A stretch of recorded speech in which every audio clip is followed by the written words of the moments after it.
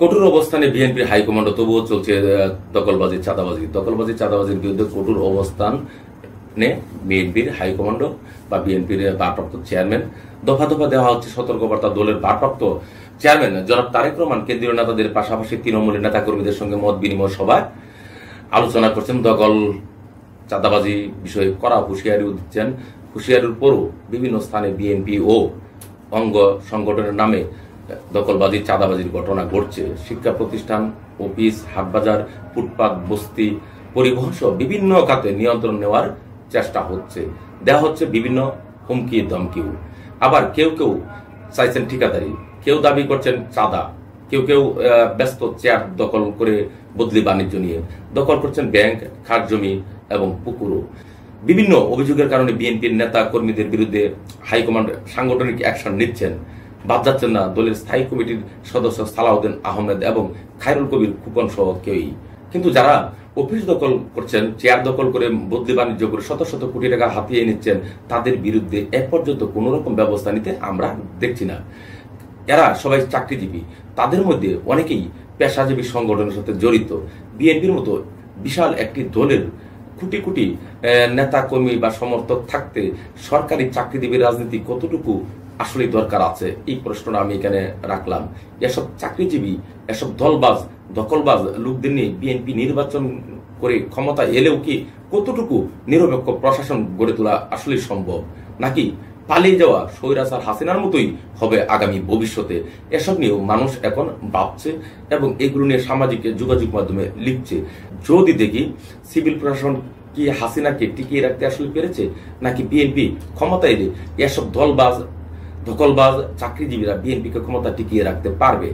হামলা মামলার শিকার হয়ে জেল জুলুম নিপীড়ন নির্যাতনের শিকার হয়েছেন বিএনপির লাখ লাখ নেতাকর্মী। তাদের বিরুদ্ধে অসংখ্য মামলা হয়েছে। তারা দিনের পর দিন তারা জেল কেটেছেন, দিনের পর দিন তারা অর্থনৈতিকভাবে পঙ্গু হয়ে গেছেন। কেউ চালাচ্ছেন উবার, কেউ পাটাও, কেউ কিংবা কেউ আবার রিক্সাও চালাচ্ছেন, তাই না? এইগুলো তো আমরা দেখছি।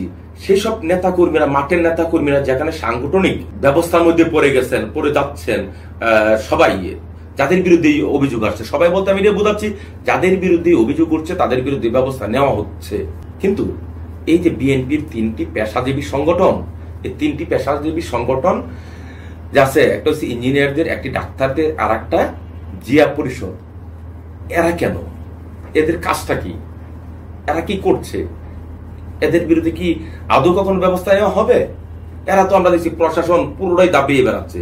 হ্যাঁ, এইটা ঠিক যে যারা বঞ্চিত হয়েছিলেন, যাদের প্রতি বৈষম্য করা হয়েছিল, যাদেরকে পদোন্নতি দেওয়া হয়নি, যাদের বিরুদ্ধে বিভাগীয় মামলা করা হয়েছিল, যাদেরকে বাধ্যতামূলক অবসরে পাঠানো হয়েছিল এবং যাদেরকে বিভাগীয়ভাবে নানান ধরনের হয়রানি করেছিল, যাদেরকে ওএসডি করা হয়েছিল, যারা চাকরি থেকে দূরেও ছিলেন, অনেকেই 2, 4, 5 বছর, 7 বছর, 10 বছর বা শেখ হাসিনার পুরো সময়, তাদের বিষয়টা ভিন্ন হতে পারে। কিন্তু যারা শেখ হাসিনার আমলে, শেখ হাসিনার সময়ে মানে বিভিন্ন চেয়ারে ছিলেন, গাপটি মেরেছিলেন অথবা হাতাত করেছিলেন, সেই সব লোকরা দেখি এখন আবার সেই আগের পর্যায়ে চলে এসেছে। অর্থাৎ আগেও খেয়েছে। আমি যেমনটা আগে একটি ভিডিওতে বলেছিলাম, এরা মাছের মাথাও খাবে, লেজও খাবে। এই লোকগুলোকে বিএনপি কেন বা বিএনপির হাইকমান্ড কেন এদের বিরুদ্ধে ব্যবস্থা নিচ্ছে না আমি জানি না। উচিত তো এই যে সংগঠনগুলো বা তিনটা সংগঠন, পেশাজীবী সংগঠন, এদেরকে এখনই লাগাম টেনে ধরা। আপনি যদি দলের সাংগঠনিকভাবে দলের নেতাকর্মী যারা আছে, হ্যাঁ, নেতাকর্মীরা অন্যায় করছে, অপরাধ করছে, এগুলো অবশ্যই অপরাধ, যে জবরদখল বা যে কোনো কিছু দখল করা, আরেকজনটা নেওয়া, তাদের বিরুদ্ধে যদি আপনি সাংগঠনিক ব্যবস্থা নিতে পারেন, তারা তো পরীক্ষিত, তারাই তো রাজপথে ছিল, তারাই তো গুলিও খেয়েছে, তারা হামলা মামলা অনেকে তো নিহত হয়েছেন এই বিগত প্রায় 16 বছরে। কিন্তু যারা এখন চেয়ার নিয়ে কারাকারি করছেন এবং বদলি বাণিজ্য করে হাজার হাজার কোটি টাকা কামিয়ে নিচ্ছেন, শত শত কোটি টাকা কামিয়ে নিচ্ছেন, এরা কোথায় ছিল? এরা কি একটা মামলা খেয়েছে? এরা কি কোনো আন্দোলনে ছিল? নাকি এরা কোনোদিন জেল কেটেছে? এরা তো সবসময় এসি বাড়ি, এসি অফিসে ছিল। এইসব লোকগুলোকে কেন চিহ্নিত করে এখন পর্যন্ত ব্যবস্থা নিচ্ছেন না? যে শেখ হাসিনাকে এখানে পতিত করা হয়েছে, শেখ হাসিনা যে প্রশাসন ছিল, যে প্রশাসন নিয়ে এখন প্রতি মুহূর্তেই কথা উঠছে, আগেও উঠেছে এবং বিএনপিরও অভিযোগ ছিল, তাই না? তাহলে সেই প্রশাসন কি আবার নতুন করে কি বিএনপি সাজাবে সেভাবেই? শেখ হাসিনা যে এখানে পতিত হয়েছে, শেখ হাসিনাকে কি সিভিল প্রশাসন কিংবা পুলিশ প্রশাসন কেউ তাকে রক্ষা করতে পেরেছে? তাহলে বিএনপি কি এখনো আশা করে? আমি যদিও জানি আশা করে না, কিন্তু আমি তো প্রশ্ন এখানে উত্থাপন করতেই পারি যে তারা নির্বাচন করে ক্ষমতা আসবে, আর ক্ষমতা আসার পর এই প্রশাসনের লোকগুলো প্রয়োজন হবে। আমি দেখেছি যারা একেবারে বিএনপি পরীক্ষিত একসময় ছাত্রদল করতো বা করতেন, তারা চাকরিতে ঢুকেছেন, তারা চাকরি করছেন, তারা তো এগুলি করছেন না। যারা বিএনপি নাম ভাঙাচ্ছেন, নাম ভাঙিয়ে করছেন এগুলো, তাদেরকে কেন চিহ্নিত করা এখনো যাচ্ছে না?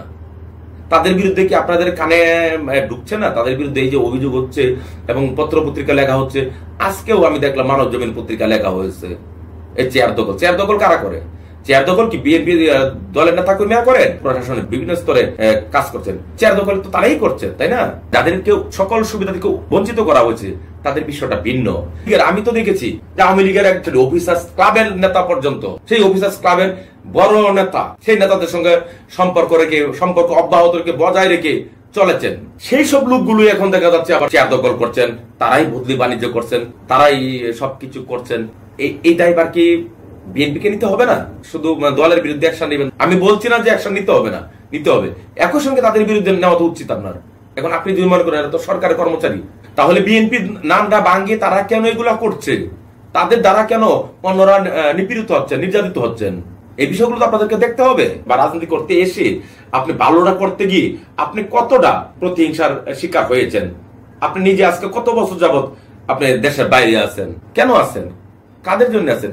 দলের কাজ করেছে দলের নেতা কর্মীরাই, দলীয় যারা নেতা কর্মী, যারা পরিচয় বহন করেন, পদ পদবি একদম সরাসরি দল করেন যারা, তাদেরকে তো দেখা যায়, কিন্তু এদেরকে তো দেখা যাচ্ছে না। এরা যদি করে আপনার 2 আনা চুরি, ওরা করতেছে 200 কোটি চুরি। এটা জনাব তারেক রহমানকে উপলব্ধি করতে হবে, এটা বুঝতে হবে। আপনি দেখুন প্রত্যেকটা ডিপার্টমেন্টে এগুলো হচ্ছে। দেখুন যারা ছাত্র রাজনীতি করছে সেসব লোকগুলো এখনো উপেক্ষিত, আর যারা আওয়ামী লীগের সাথে তাল মিলিয়ে চলছে, যারা সেই অফিসার্স ক্লাবের নেতাদের সাথে আওয়ামী লীগের আমলে সারা আমল পুরো আমল গত প্রায় 16টা বছর যাবত যাদের সঙ্গে সম্পর্ক বা আঘাত করে চলছে, এরা কি করছে খোঁজ না দেখুন। আপনার তো অনেক সোর্স আছে খোঁজ নেওয়ার মতো। প্রয়োজনে কমিটি গঠন করে দেন। যারা ছাত্রদল করা এখন চাকরি করেন, তারা আসছেন, তারা চাকরি করছেন, এখানে দেখেন ভালো ভালো কারা আছেন, তাদেরকে দিয়ে কমিটি করেন। প্রয়োজন দলের লোক রাখেন, প্রয়োজন সেখানে শিক্ষকদেরকে রাখতে পারেন। কয়েকটা স্তর থেকে নিয়ে কমিটি করেন, কমিটি করে ওদেরকে চিহ্নিত করেন। এই দান্দাবাজ গুলো এগুলো করছে কেন? এতে করে তো দলের বদনাম হচ্ছে। সঠিক গণতন্ত্র চর্চা করে রাজনীতি করে তারপর ইলেকশনে যেতে হবে। সামনে বিএনপির অনেকগুলো চ্যালেঞ্জ, যে চ্যালেঞ্জগুলো নিয়ে আমি আগেও 1 বা 2টি ভিডিওতে কথা বলেছি। এই চ্যালেঞ্জগুলো বিএনপিকে মোকাবেলা করে তারপর আগামী নির্বাচনে অংশগ্রহণ করতে হবে।